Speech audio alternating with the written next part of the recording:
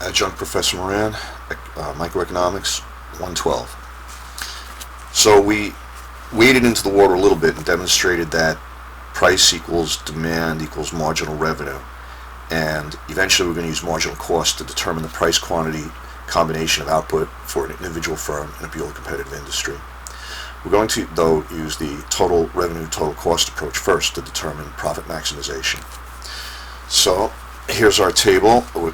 They can sell 1 through 14 products in this example, and they can sell as many as they want at 131 because the individual firm is facing a perfectly elastic demand curve, taking the price from the market intersection of supply and demand. The market demand curve is in fact negatively sloped, indicating a higher price will result in a lower quantity demanded, and a lower price will result in a higher quantity demanded. But since the individual firm is assumed to be an infinitesimally small part of the overall market, it is theorized they can sell an infinite amount at the current price. It doesn't want to sell an infinite amount, it wants to try to maximize profit, which will not happen at that amount, that infinite amount. Notice that fixed cost is constant regardless of output. Variable cost increases with increases in output. Total cost is the sum of fixed and variable. Our total revenue is price times quantity. 131 times 1, 131. 131 times 2, 262. 131 times 3, 393, and so on. Now we can calculate our loss. We have our costs, we have our total revenue. If the firm doesn't produce at all, it will still incur a fixed cost of 100 and have a loss of 100. Increasing units produced and sold to 1 gives us total revenue of 131 minus total cost of 190 is a loss of 59. Negative numbers are typically written in parentheses by economists. This way you know it's not a dash, it's a negative. At total revenue of 262, total cost of 270, there's a loss of 8. 393, 340, profit of 53. Continuing, total revenue, total cost approach, you go down the column until you see the number getting the largest. So profit maximization for this firm happens at the sale of 9 units, where total revenue, 131 times 9 is 1179, and total cost, fixed cost plus variable cost, is 880. 1179 minus 880 gives us a profit of 299. When total revenue is greater than total cost, there's an economic profit. When total revenue equals total cost, that's break even, and that indicates that there is no economic profit, but there will be a normal profit. And hopefully you remember from the last a video recently that a normal profit is an implicit cost of inducing someone to use their labor as an entrepreneur, which would require additional compensation since there are additional responsibilities of being an entrepreneur. Implicit costs are using resources owned by the individual in an undertaking compared to its next best alternative. Total revenue less than total cost represents an economic loss. We can also calculate, so let's flip this over and now graph it and see some relationships that can come from the graph. So we take our total revenue and graph it. So the slope of this line, the slope of the total revenue line, is the price. Every time this goes over by 1, total revenue goes up by 131. Not to scale, right? This would be very steep otherwise. Alright, now, where total revenue equals total cost, in here someplace between 2 and 3 units, total revenue equals total cost. This is called break even. There's neither a profit nor a loss, and it'll happen in the two tails, here and here. This is an economic loss.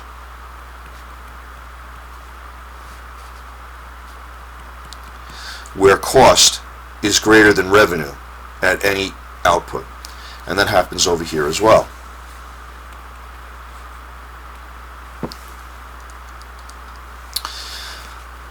Profit maximization will happen at 9 units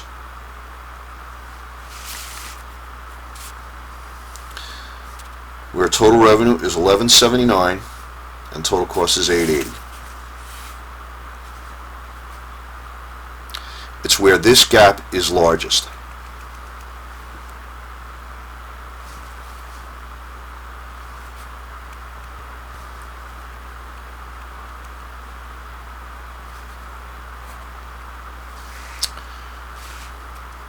Okay.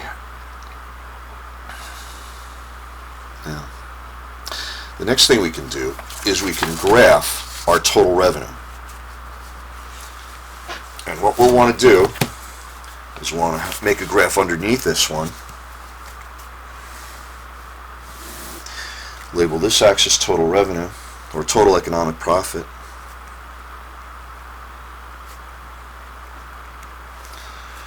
And this would be quantity demanded.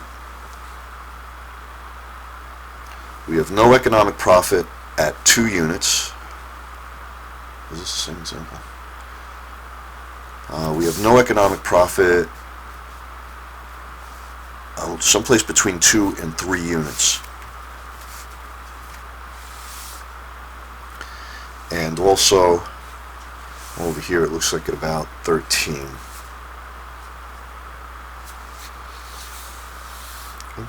We're taking it right from our total revenue, total cost approach. And our total profit will maximize at $2.99 at 9 units.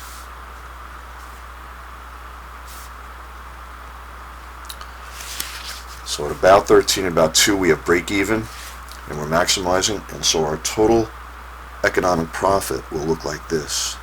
Maximizing at 9 and then going down again to 0 here. So that's profit max. Economic profit max.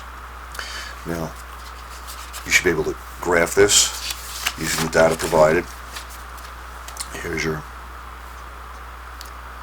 profit, number of units.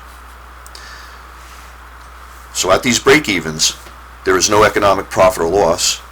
This shaded area here is your economic profit and loss.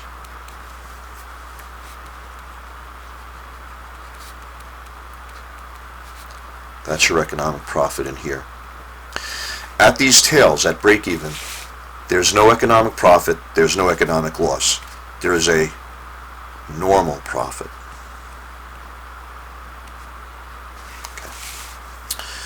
Now, why does this curve have the shape it does? Well, to answer that, we need to calculate marginal cost. The marginal cost is the addition in cost given an increase in output. So, here's our cost curve, our total cost, fixed plus variable. Our cost at 1 unit of output has increased by 90. So our marginal cost is 90. Now it's 80. Now it's 70. Now it's 60. Notice that our marginal cost is going down. This is a period of increasing marginal returns. Now our marginal cost is rising. This is a period of diminishing marginal returns. And here, our marginal cost is greater than our price, and we have negative marginal returns. Notice our profit is maximized when we are finished with diminishing marginal returns before we get to negative. That's because although our returns are getting smaller as our marginal cost rises, they're still positive because they're larger than marginal cost. So it's still adding to our profits. It's adding at a slower rate. At first our profits go up quite a bit, but then it starts falling off as we leave increasing marginal returns and experience a period of diminishing marginal returns. But when your marginal cost is greater than your price, then you will experience negative marginal returns. Do not confuse diminishing with negative. Diminishing, you're still making a profit per unit, but it's increasing at a slower rate. All right. In our next session, we're going to be adding these variables, these average costs, because these average costs will allow a direct comparison with price, which will give us our next approach to determining price quantity output, which is the marginal revenue, marginal cost approach.